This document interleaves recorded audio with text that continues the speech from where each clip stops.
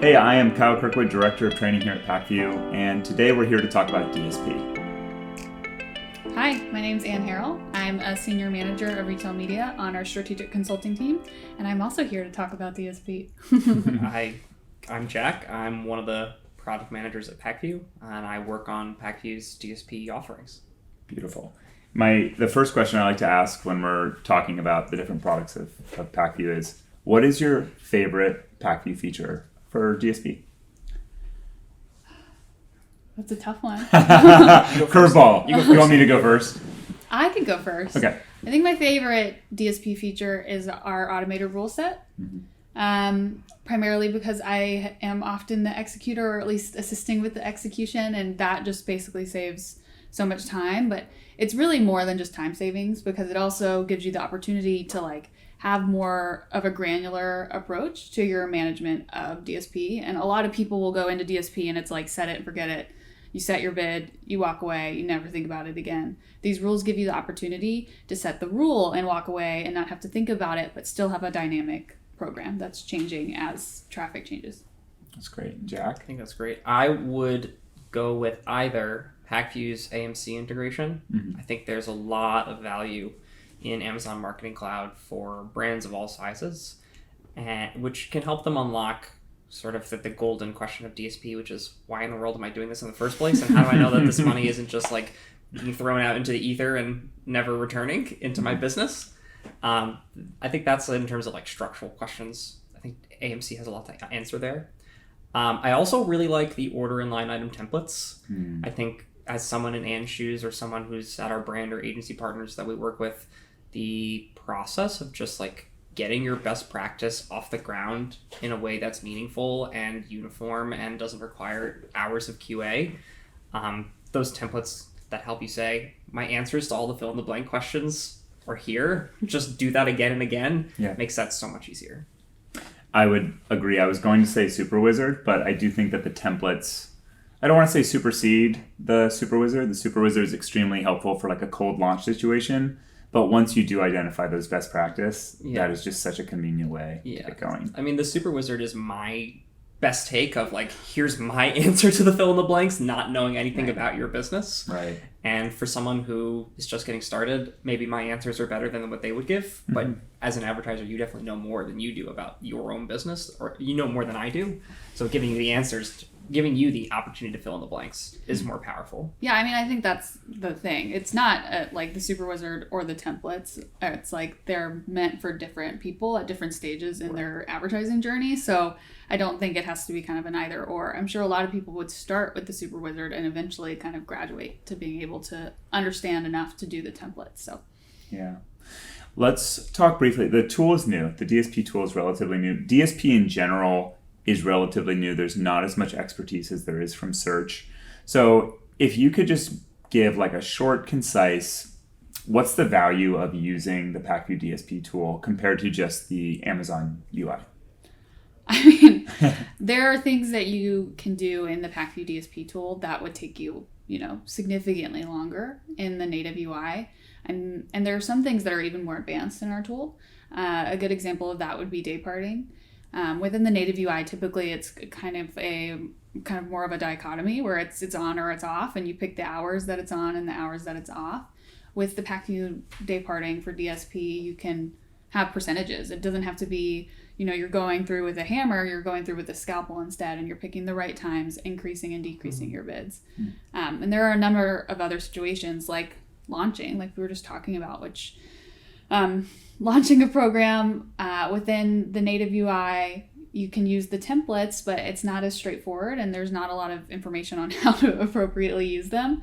So especially for someone who's new to DSP, operating within the Pacvue tool is kind of a make or break situation. Yeah, I think I would sum up the value props of Pacvue in maybe 2 words, which would be capacity savings and performance. That at the end of the day, our goal is to be worth the money our clients pay us, and we can make that difference up by either making their ads better, having them perform better, which comes from the rule-based optimizations, things like that. And the other thing is capacity savings, so giving you time back in your day to do other stuff, whether that's things that are of higher strategic value, or playing across the multitude of retailers that Pacvue touches. Right. Your team didn't expand when you added 5 more retailers. You're doing more work with the same bodies. Yeah. So Pacvue can really help there. And I think what Anne has demonstrated and her team has shown is that your typical DSP management from some of our clients and some people we've talked to in the industry is rather hands-off. It's a lot of just like, we'll make this campaign, launch it into the ether, and cross our fingers that it works. But using some of the pieces within Pacvue to do more frequent optimizations, a little bit more tinkering under the hood with a greater frequency, can provide like pretty exponential performance increases just because you gave it a little bit more love, because you had a little bit more time to love it. Right. And also, in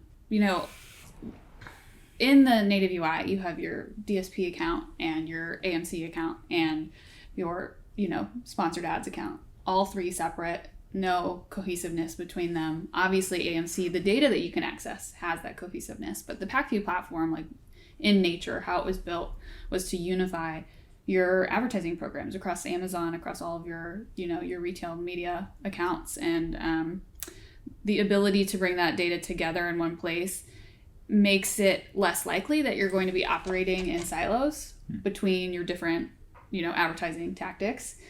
And so I think on the whole, just that alone is, enough, or should be enough to get people to start using Pacvue, because it gives you that opportunity to have a more cohesive, strategy across Amazon. And that can be, at the end of the day, the thing that either makes you win in your category and win your share and beat your competition, or the thing that potentially prevents you from doing that. I'd like for us to zoom in on that for a moment, and just, do you have any examples of success stories of kind of like in the Pacvue tool, when you can look at the different ad types and you can see DSP there compared to the others? I think people don't know how to talk about the differences in the metrics, right. Don't know how to tell that story. We talk about shaping the narrative a lot. Do you have a good example of like how that has been impactful for you in your day-to-day? Yeah, I mean, we can obviously just jump into AMC, because that's really where this is most impactful. As of late, it's been a priority for us, for me specifically, any advertisers that I work with and that I, manage their display, to get them on AMC, because that data that we're pulling in is just, selfishly, it makes the display program seem really, really good and like an integral part of a program, which most people kind of see display and Amazon DSP as a nice to have, not a need to have. And as of late, we've been able to pull in data from AMC. Specifically, I'm thinking about the assisted conversion analysis, because that looks at multi-touch attribution, which is, you just don't have that anywhere else. Right. And we've been able to show clients, even though when we're looking at traditional last touch, your Amazon DSP program has a low efficiency, or you're seeing lower percentage of your overall sales from display, it's starting so many of your customers' journeys that it is extremely valuable. And there's even a ROAS number attached to that multi-touch attribution. And so with that, we've been able to get clients to just look at their program completely differently. And in so doing, we've been able to get additional budget and funding for Amazon DSP. And there's actually case studies that show like you can spend the same amount that you would, but just by shifting your allocation between the 2 channels, you can see sales growth. I think in some cases is upwards of like 40%. Wow. So that data has been really, really impactful day to day, just to be able to share that with clients and use it in our planning and forecasting and whatnot. Yeah. I think if I were to put myself in the shoes of, someone who's a small and medium brand, the thing in my mind that I care most about is comparative CPA costs. I have infinite number of media channels. I don't care where I get my sales from. I just want the sales that are the cheapest, right? And I think what, like Anne talked about with latch test attribution, is your CPA on sponsored products is so low because you had paid for that person to get to that sponsored product ads really primed to buy with all of those upper funnel media tactics. So maybe like a comparative CPA or a last touch ROAS model like doesn't do a service or does disservice to those upper funnel media tactics. Anne and I have talked about this at length before, but like a funny example that I always come back to is like thinking about air fryers when they first came out. If I didn't know what an air fryer was, I was never going to go into Amazon and type in air fryer and find that sponsored product ad. Right. So that product discovery journey typically doesn't happen for unknown categories on search. Right? It doesn't mean I didn't need an air fryer. It's just I didn't know an air fryer existed. So how was I supposed to go find one? You didn't know you needed an air fryer. Yeah, I didn't know I needed it until I saw that it was a thing. So that process of, I saw this display ad or I saw whatever, and then went to Amazon and typed in and clicked on the search ad is the search ad itself didn't generate the traffic, right? I created interest higher up in the funnel with some other tactic and then drove it down and converted it at the end. It's not like search in and of itself is the mechanism by which you get people to say, I have a new offering in the marketplace. This is how I'm going to get people to find it. But because they don't even know what they're looking for. Yeah. I mean, that's a step in an advertising program or a customer journey, I should say, that is totally overlooked. Like, you can't have a customer journey if it doesn't start. And I've had so many clients say like, oh, well, are these just, views not leading to anything? Or are these people not even really seeing the DSP ad, but somehow they're going and then searching for your brand when they didn't know you before? It's like, this is, I would argue, the most important part of a customer journey is the beginning of it. And to, for the majority of advertisers, they spend way more at the bottom. Yeah. And that at that point, there's not much you can do to generate awareness. Yeah. Like, people aren't going to search for air fryers unless they know about air fryers. So I think we're starting to see a shift in perspectives because of the data that's available to us, where people are understanding the importance of the start and the beginning of the customer journey. But it's still kind of an uphill battle. Right. And I think if I took the opposite point of view, that like my goal was only to drive awareness, and I pretended that was the only thing I cared about, I probably would never invest in retail media, right? I would pick something way cheaper. I would decide I was going to buy linear TV or radio, something really inexpensive per impression. But the problems you'll get with that is I have no clue whether my TV ad, other than like through some correlation analysis or a panel data or something like that, actually caused someone to go buy my product. And that's where that retail media ecosystem becomes so much more valuable, because what you trade for cost, you gain in data. You learn that like when I showed X type of person my ad, they bought at this rate, and then I can weaponize that data set in other retailers or on my TV buys or whatever I'm doing to say, like, this is the audience cohort that actually purchases my products. Weaponize is a very interesting term. This is a really powerful conversation, and I want us to zoom back out for a moment, just because some people don't even understand it. AMC is a brand new term for a lot of people. It's been around for a few years, but really, like, the API access and the development from Pacvue's side this is a new thing for people. So, and let's talk for a moment about before we had AMC, and you were trying to sell DSP to somebody, or you're advertising DSP, you're talking about detailed page views, you're talking about reach, impressions, detailed page views, maybe brand searches, right? And you are having to do some mental gymnastics to come up with the value there. Right.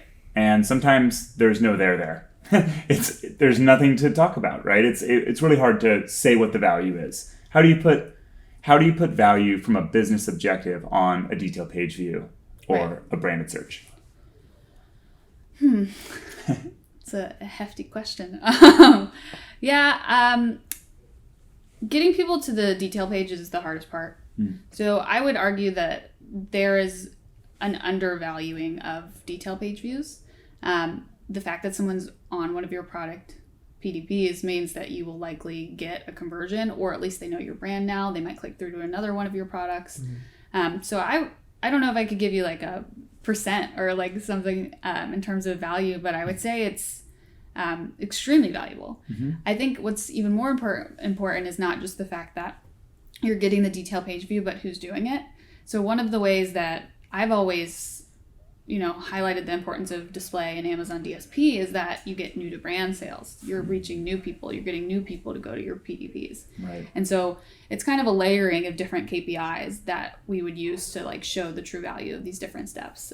But I would say that detail page views and detail page view rate are highly important for any Amazon DSP program, because if you're not, you can get millions of impressions, but if people aren't engaging, like what's the point? Yeah, I think there's some really nice data in the Amazon brand metrics piece that literally quantifies, like, over a rolling 12-month basis, this is how many sales on average a detail page view gets me per customer. And that's sometimes a lot of money, that's sometimes no money. It really depends. And also, like, give you a percentile rank of, you are making $5 on average when someone clicks on your product detail page. The top 10% of brands in your category are making $15. So something is wrong in that user journey. You're not converting, your product's too cheap, whatever it might be. But I think that's a really nice place to look when thinking about, how do I quantify the value of a brand search or the value of a product detail page view.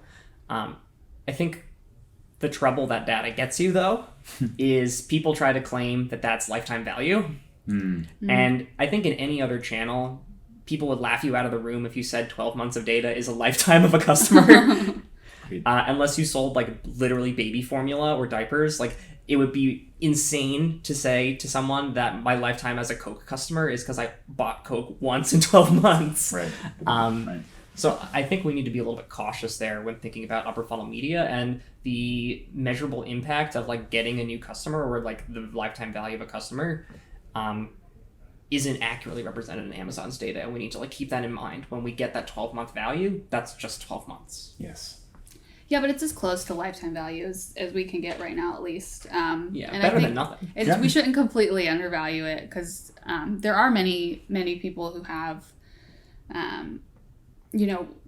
customers who are only going to purchase within that yearly cycle, and it's still important data to see ultimately. But yeah, I agree. There's always a caveat or a caution to the more mature, kind of complex types of ways of analyzing your audience base, because it can be taken incorrectly. It's all about interpretation. So the dark ages of DSP were like, here was your $60,000 spend, and here's the 5 million impressions you got. Right. That's the story. There's more than that. No, I mean way long, 10 years ago. Right. Like 2010, that's really what it was. Right. And before AMC, the conversation was a lot more interesting. We just broke down those metrics that actually, they do have a story. We didn't talk about lift tests, but I think lift tests are hard to do. Right. And now we have AMC. So please, like, introduce AMC for people who don't know what it is, and what's the value add? Sure. So let's maybe compare it to a lift study as a nice point of comparison. So when you're doing a lift study, you survey a bunch of people, and you said, I know that you saw this ad. Did it do anything for you? Did you learn about my brand? Did you go buy something? Tell me, based on what your survey results, what you did. AMC does the opposite, right? So AMC says, I know that I showed this ad to this person's unique user ID, which is Amazon's, like, anonymous identifier of the person that you showed the ad to. Then I can actually see, based on being shown that ad, what behavior did they take? So not what was their self-reported behavior, what did they actually do? Did I click on a different ad? Did I click on 5 ads in a row? Did I add something to the cart and then abandon it? Did I actually buy products? Which products did I buy? But giving you the ecosystem to say, rather than panel data, get the actuals of how did people actually interact with my ads and what downstream net effect did that have? Yeah, I mean, AMC, in a very quick, short summary, is just a means to track the entire customer journey. We always had to make assumptions before, and we did. Many assumptions were made, but you never had that ability to say, like, okay, right now I'm running this display video campaign. Maybe it's OTT or streaming TV, right? And with that, you truly do mostly just get, like, video completion rate and impressions, and so it's really hard to, like, justify, this type of advertising. But we've always made the assumption that, if you run a streaming TV ad, those impressions, those people know your brand, they'll go interact with other parts of your program. Assumptions. Now we can truly tie those views and those impressions back to the rest of your program. And this is, we can replicate this across a variety of different ad types. It's not just with video, but video is a great example. And so it's really just a means to take out the assumptions and give you accurate data. Can I hear just, like, the best example of what that looks like? Some people don't even... I think the thing about AMC is we're all expecting a dashboard. We're all expecting pre-built, and that's not the case. No. So what does it take to use the AMC data. I don't even know how to speak about it, honestly, because I'm ignorant about it. But like, what does it take to actually use AMC? And is it completely, the world is your oyster, you can make it what you want? Or are there specific stories that we should all kind of be focusing on right now? Yeah, I think there are maybe sort of a couple answers to this question. So I think I'd start with looking at what the AMC native console looks like. For those of you who are not really technically coders or data scientists, it's probably going to be not so fun. It's a big box on the screen where you write SQL. And for those of you who don't know, like SQL is the common language with different dialects that people use to extract data from databases. That's all it does. But when you get in there, there are some guiding lights from Amazon of here are some instructional queries you might want to go off. And that covers some core use cases. You still need to know how to write SQL to actually get the query to run. So even like someone like me, who I'm like maybe high intermediate in terms of SQL skill, sometimes I get stuck. And I need to go find John, our CTO, who used to literally run the Microsoft SQL Server team, and be like, please help me. It's useful to have around. Right, very useful. My ringer. So that console itself, probably you need a year at least of like solid SQL knowledge to do something productive, not write custom queries, like even take the existing sample queries from Amazon and actually get them to work. And where Pacvue comes into play is we've taken the best of the Amazon queries, we've written some of our own, and show up to the table with, you don't need to know anything about coding. You just need to tell me which profile, which campaigns you want to look at, and all of those potential permutations of, the greatest AMC hits are there for you within a click of a button without having to know those coding pieces. It makes it accessible for people like me who know nothing of SQL, but who need that data and and then it makes the data also like you can use it more frequently, and truly incorporate it into your program, because you don't have to go reach out to like a data analyst every time you want to get the data pulled, which will cost you money and it takes time and you have to tell them exactly what you want. You can kind of play around with it in the Pacvue platform, different, time frames or lookback windows or, different parts of your account, because you can go more granular than just looking at your DSP program overall. You can look at specific orders so that you can see category insights and things of that nature. So it's still really flexible and customizable, but it's just accessible, and you don't have to be, a SQL genius to be able to pull that data. Do you both have like a wish list of things that you wish you could see Pacvue roll out for AMC? Jack, you probably actually have insights as to what will be rolling out. I have some ideas of things that will roll out. I've had some conversations with anonymous people who work on the AMC product team at Amazon, and there's a lot of data points that they're working on behind the scenes that can give us some really interesting information. One of the ones that I think is probably going to be the coolest, that's going to be like a next year problem, is giving you data on which DSP audiences people who interact with your sponsored product ads fall in. So I serve a lot of sponsored product ads on these specific keywords or these campaigns.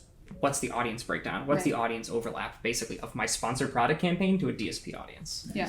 Which is so cool. There's a lot of potential for that.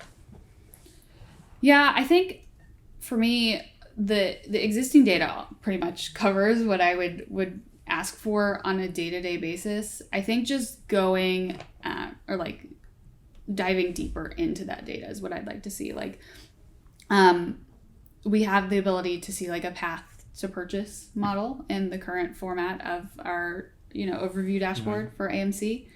And I think being able to dig in deeper and see like, not only did they see a sponsored product ad and a DSP ad and then convert it, it's like which ads were shown, and that data would be... that data exists. It's just so hard to read. It'd be infinite too. I mean, there's so many different, most of these programs have, hundreds of different ads, but I think having more granularity would definitely be helpful.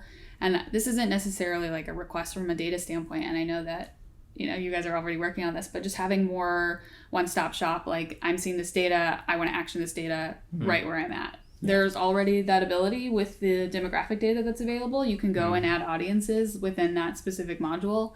And I'd like to see that with, budgeting. Like if we're going to look at the assisted conversion analysis or going to look at the path to purchase models or things of that nature, the ability to go and adjust your budget allocation exactly in there, I think would be super useful. Yeah, I think you're spot on. One of the things that is on my bucket list of pieces to get done is there's a piece in a new Amazon API called the Persona Builder API. And what it lets you do is basically assign different demographics or audience data to build a user persona. So I'm one of our clients that really is trying to target gamers. How do I build, my audience is people, men between the ages of 18 and 35 who have X amount of income, who buy from these categories. Let's build that group of people and then show me how large that audience segment is. It's between 1 million and 3 million people.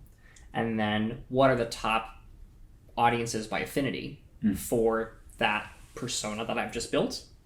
Then with AMC, I can test it.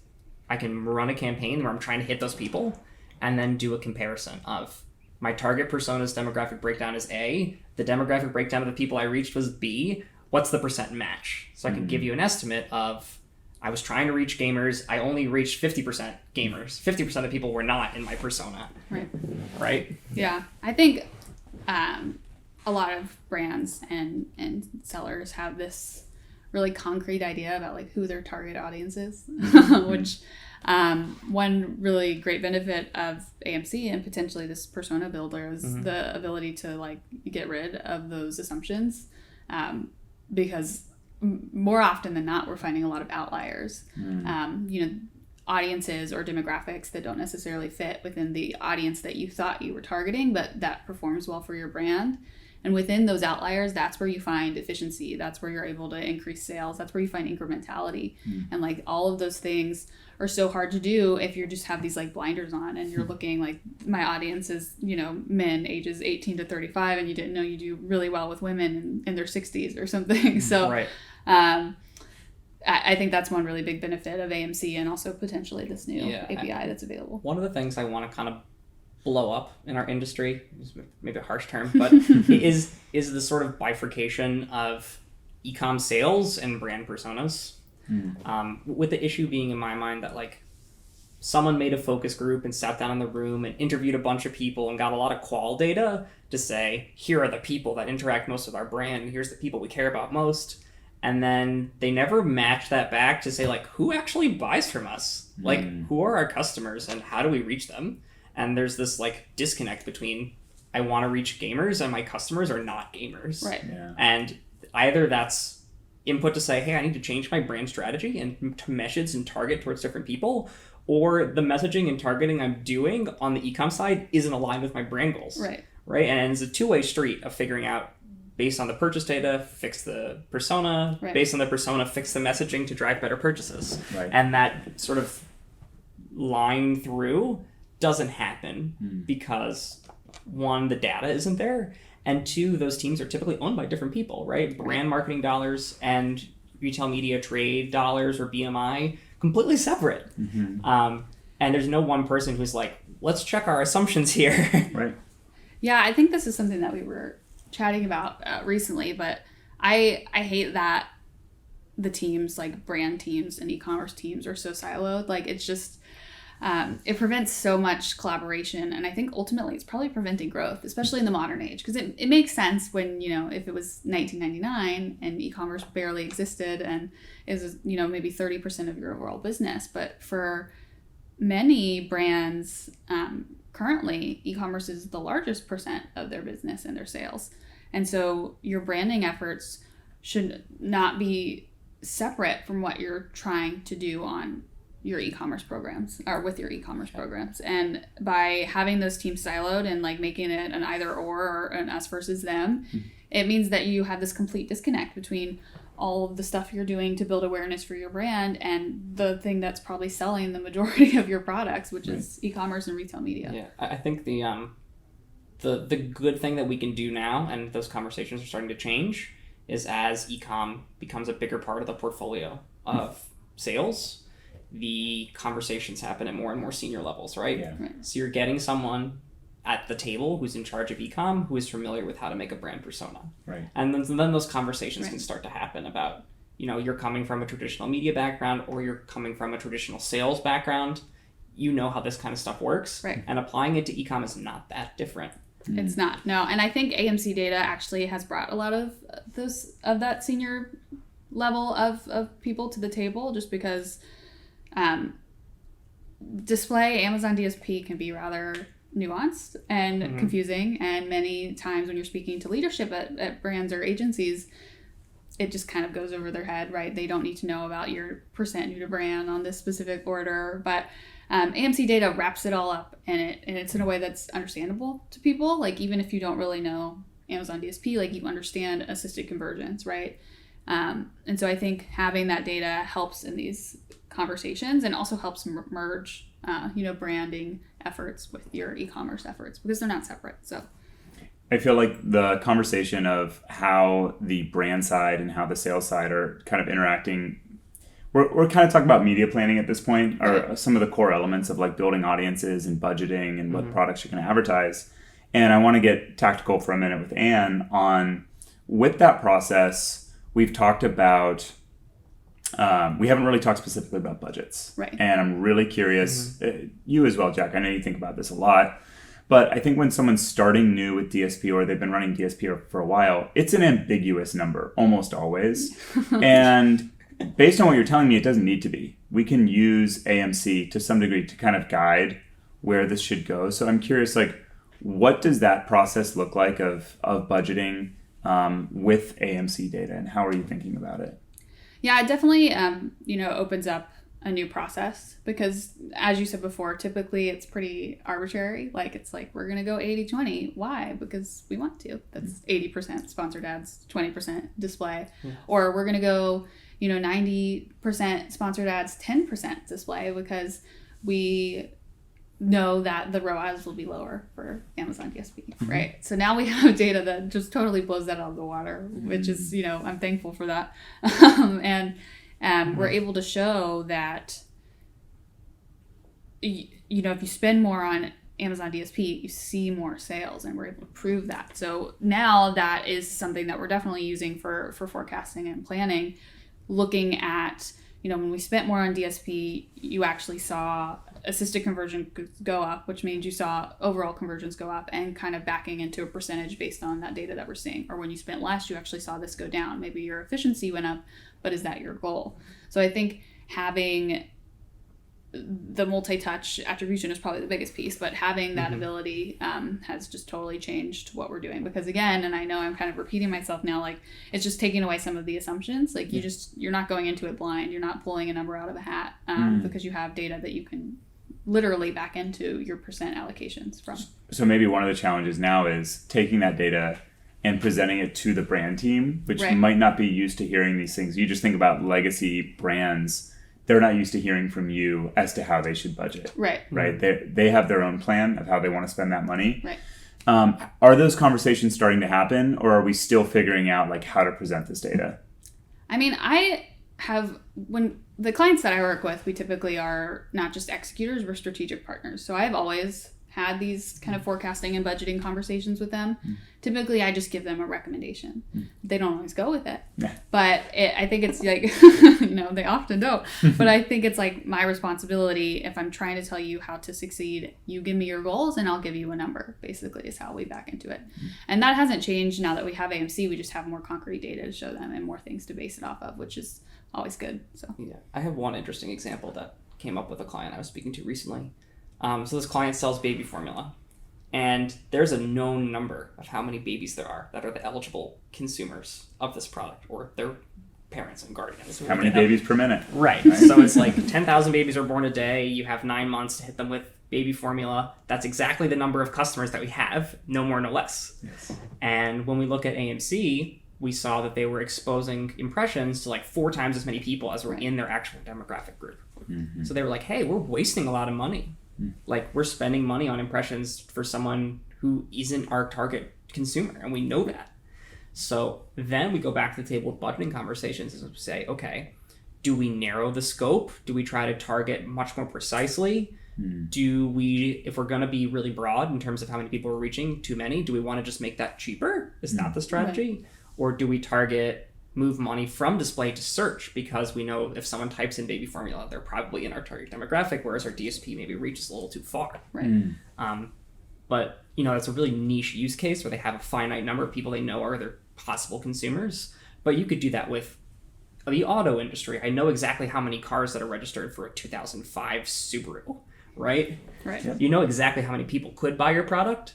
So then you can figure out, am I reaching that many people? Way too many, way too few? What's my percent reach in total? Right.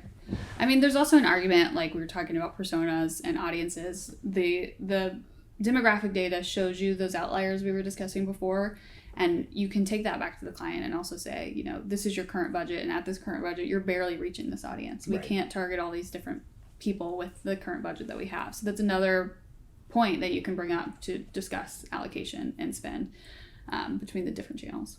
Okay, so this is kind of a long-term question on what we're talking about here, where we're talking about audiences and kind of across the funnel. I'm curious, search ads have gotten extremely precise, and we're able to negate all the things that we don't want to play on, and we're able to just hammer away at the things that we want to win on and we want to play on. So I'm curious, do you think DSP will go the same route, where someday audiences are actually extremely precise based on these personas we're talking about, and the way that we report on it is as easy to read as it is with search? Whereas DSP now is like, I've got this, big amount of impressions and reach, and we're making assumptions about the category. I find it kind of challenging to pull out, okay, you can use the untargeted audiences if you download an audience report in Amazon, right? You can do certain things, but does it make a measurable impact on the business and on your KPIs? So I'm curious, do you see it ever being like search in the way that you can be so precise?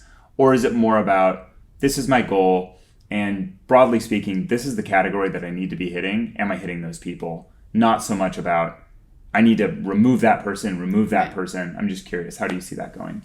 I think it already is precise if you want it to be. I think the thing is you don't, because that's kind of counterintuitive to the point of Amazon DSP. But you can already, you have customized lookback windows. You can say, I want to target the people that looked at this ad on this day, basically, or within this specific time frame, or looked at this product, You can also negate a lot of audiences, any audience that you want.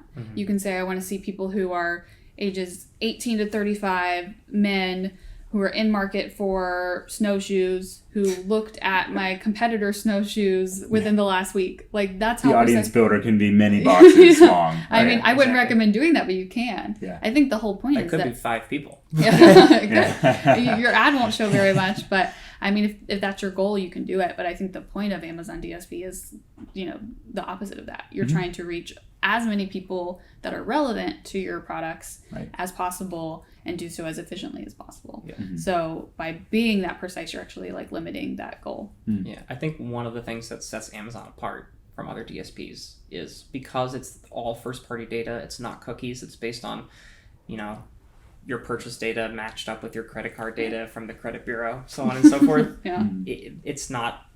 The match rate is much higher than your average DSP. So your audience integrity is just so much stronger. Right. So when I'm targeting people that are in market, on some DSPs, you're at 85% match rate. So 15% of the people you're going to hit with ads just don't meet the requirements of the audience. Right. And that's something that we need to have a real conversation about with advertisers when they're going into DSP buying is what's the match rate? You say you want to target people like X. How many of those people are actually that? Yeah. And Amazon does a really good job of that. The other piece that you can do to be really precise is utilizing first-party data, where as an advertiser you can upload a hashed data set, just basically your CRM but anonymized, and say to Amazon, hey, here are all the core characteristics I've kept about my customers from other channels. How do I then turn that into, I want to target these people or people who are like those people? Right. And that can be a very powerful way to say, I'm X brand. I know who are the people that buy from me. Yes. I don't want Amazon's definition of who my target consumer is. I already know. Yes. And I just want to go find those people in the wild. Yeah, I mean, I would argue that one of the biggest selling points of Amazon DSP is the audience data that they provide. I mean, other than the inventory that you can't access through other DSPs, like the audiences are reliable and the match rate is high. And there's an extremely broad list of the types of audiences that you can look through and like the different categories. And Amazon has used the infinite amount of data that they have to build these audiences that like other retail media sites or other DSPs just don't have that data. But using first party data is definitely something that many people do. You can upload your pixel data. You can look at people going to your .com site and then make lookalike audiences to find precise kind of groups of people to target. But in so doing, you're kind of missing the opportunity to find new audiences. So I think it's important to make sure that that's not your only strategy when you're running Amazon DSP. Yeah. I think the other piece about Amazon DSP, which I only discovered because I went down a deep rabbit hole once, is the real reach that it has in terms of just number of people. So when you're looking at like national media buys, the goal is like, how do I hit as many people as possible, right? And on Amazon, the Amazon audience is representative of such a large swath of the population that it's the same as if you're targeting people in the US at large. Right. And we had one client where they were running a significant but not insane amount of Amazon DSP, and they hit something like 13 or 14% of the entire US population in terms of unique users, spending $700,000 a month. You know, not like the ceiling of what I've seen. Right. And it's like, that's pretty cheap in terms of getting that massive amount of reach and real geographic distribution in terms of everywhere in the country you're hitting people and you're hitting a large percentage of them. Yeah. And you're hitting them at a point where they're actually watching or viewing the page that they're on, because, you know, like you could say the same argument for billboards, right? You can spend $700,000 and have a billboard on, you know, a highway, but like how many people are actually seeing that billboard and ingesting it?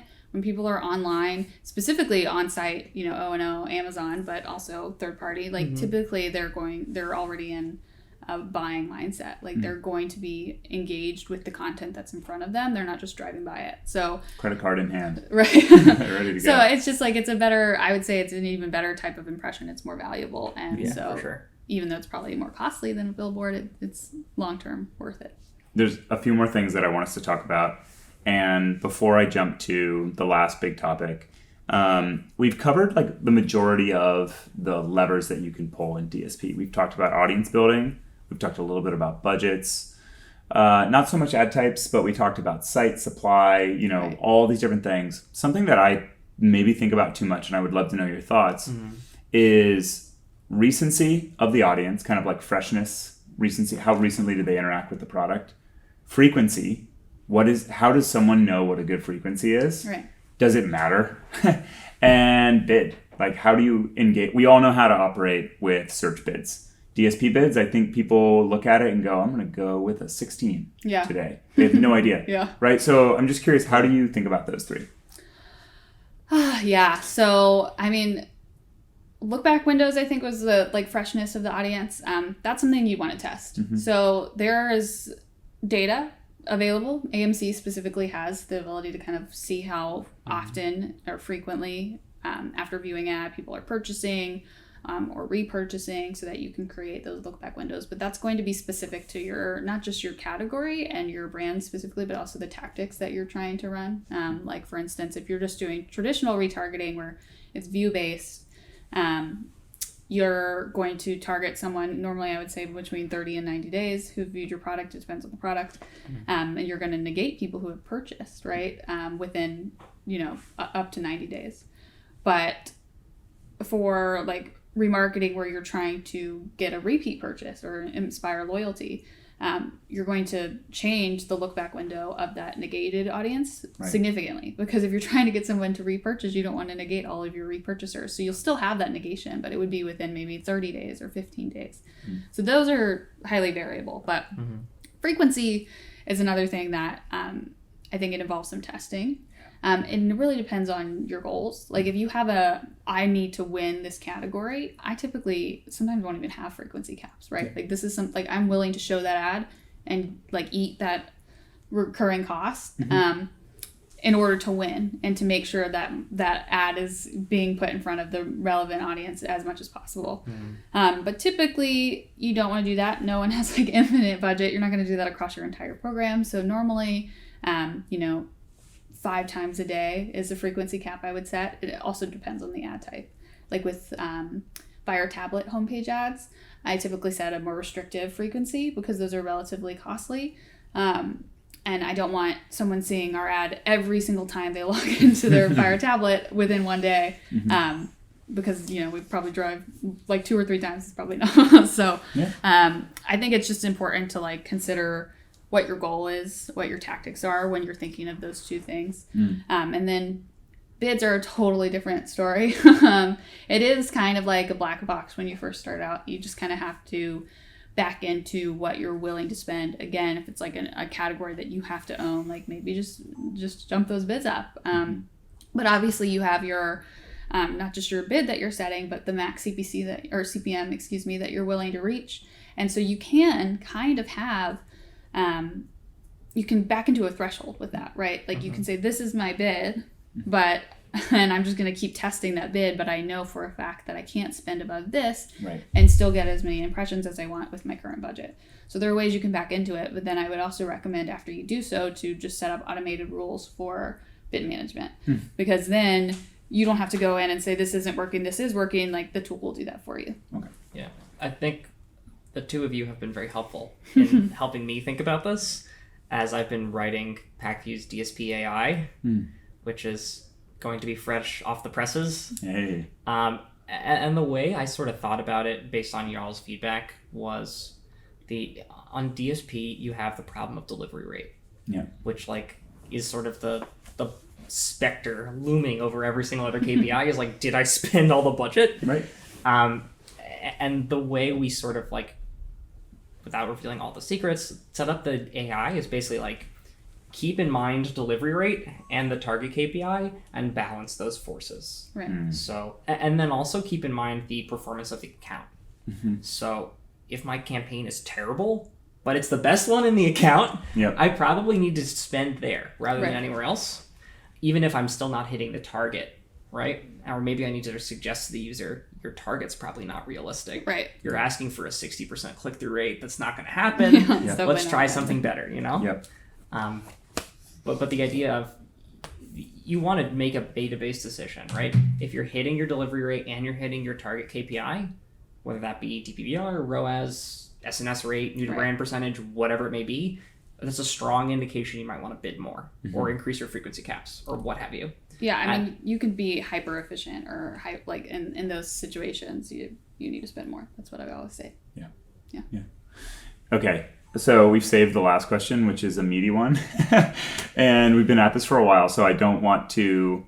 Let's talk briefly about streaming TV. I think there is a lot of skepticism about streaming TV and the effectiveness and the importance of it, and if you've experienced streaming TV ads, like you're going to see a lot of movies, you're going to see a lot of car ads, maybe some insurance stuff. Is there a play for the big brand on Amazon that sells products, consumer products? What's your experience with streaming TV? Is this something that we should all be thinking about? Yeah, I mean, I've been managing streaming TV for basically since it became available through the self-service platform. I think it is effective. We can prove that now. Because we do have AMC data that ties it in. But I think it's important to consider your goals and your budget because it's not cheap. Yeah. And like the reason you're seeing car commercials and movie commercials and insurance commercials are because those are the brands that have the money to really show up in those placements. Those are also the brands that have the most expensive products. Yeah. If your car costs $40,000, you can have $1,000 CPA. Right.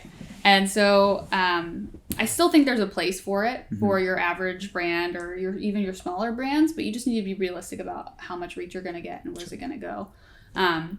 But ultimately, if you're a small to medium size seller on Amazon and, you don't have your monthly budget that you can spend is like $25,000, I'm probably not going to recommend that you do streaming TV, at least not on an always-on strategy. There are ways that you can, effectively just have like a seasonal flighting schedule for streaming TV, in which case you can spend only when it's really, really necessary. Right. But for the most part, I would say definitely use streaming TV if you have the budget and if it aligns with your goals. Like if your goal is to inspire loyalty, like that's your only tactic that you'd like to use for Amazon DSP, there's no reason to run streaming TV ads because it's an awareness play. It's to get your brand in front of people, not to get more conversions, at least not at the start. Yeah. I would definitely agree with Anne in terms of how to use that streaming TV tactic. I think one of the considerations I would keep in mind when thinking about streaming TV is the inventory you use. That Amazon O&O inventory, like OLV or Twitch or whatever, Right. that inventory is generally pretty high quality, but there's just not very much of it, so it's really expensive. Yeah. If you are going out onto like third-party open exchanges and looking for video inventory, you'll find a lot of it. The viewability rate might be awful. Yeah. And you might encounter instances where it's in a not brand safe environment. Yeah. And something that we don't talk about enough is thinking through when you're trying to make a branding play, I need that branding to happen in a place that's safe for my brand. Sure. And I don't need to hear, terrifying news stories or whatever as the context for when I try to sell people my toothpaste. Yeah. It doesn't inspire people in the way that promotes the right brand narrative. Right. Sure. And even when you're a smaller brand and you're thinking about getting off the ground with those sorts of brand building awareness media, realize that the biggest brands out there, that sort of brand safety level is a non-starter. So if you're trying to usurp Procter & Gamble, know that they're making branding plays that protect their brand in every way, and you should do something similar. Yeah. I think it's funny that everything that you both said on that last part, DSP is, I don't want to say a can of worms, but it's open ocean. There's so many things that you can do. And as Jack is speaking about brand safety, I'm just thinking about contextual targeting and how important that is. And we didn't get to it. So we will have more follow-ups. I think that we covered our bases here. Yeah. And the last thing I want to do, and it's kind of a curveball for you, we want to give people a little actionable insights. And based on that, it is open ocean. There's so much to worry about, so many different levers to pull, so many settings, so many things to do. If we're going to simplify DSP really quickly and just say, you're getting started with DSP, do these things right, and you can test and learn the other things as you get comfortable. Right. What would those be, Ann? The number one thing that you can mess up and ruin your entire program with if you do it incorrectly, and so I'd say it's the thing you need to do right, is your targeting strategy. I mean, DSP is all about the audiences that you're using, the look-back windows of those audiences. If you have $500 to spend, right, and you incorrectly associate just a demographic audience, all women ages 18 to 35, you're going to spend through your budget immediately and not get any of your conversions or engagement, at least not a lot of them. So if you're going to do anything right, it has to be your targeting strategy. Do audience research, do demographic research, layer them on one another. You don't want infinite audiences. Definitely don't go into the double digits, but make sure that you're not just using in-market audiences with no negations, because by having a correct audience strategy, you can fine-tune your program to reach your goals. And that kind of ties into the second thing, and I know you said just one thing, but just know what your goals are. Because if you don't, then you're just going to be kind of throwing your money into the ether and hoping it sticks. That's a horrible metaphor, but I get you. And so I think just knowing your goals and then tailoring your targeting strategy to those goals is the number one thing. I'm going to say something even more coy and salesy, but reach out to your Pacvue representative about setting up an AMC instance. Yeah. It's kind of hard to do by yourself. Yeah. Pacvue's here to help. The process is not so bad. Once you get it underway, we can walk you through how to pull the insights you need to justify your investment in upper funnel and DSP media. Right. But go through the process of getting it done. It's worth the time to have that insight. You're going to be much more effective as an advertiser with that data in hand than not. That's I think that's beautiful. And that, to kind of like close out this session, you can find some of these resources in Pacvue University where we have media plan templates. We've talked a lot about like the foundational things and the things you need to do to get started. And we hit those really hard in our onboarding course. So definitely check that out. Again, I'm Kyle Kirkwood, Director of Training. I have Ann Harrell and Jack Lindberg. And this is our DSP crew. And we hope to bring you some more exciting content about DSP. Thank you guys. Thanks. Thank you. Good job. Yay, we did it. We did it.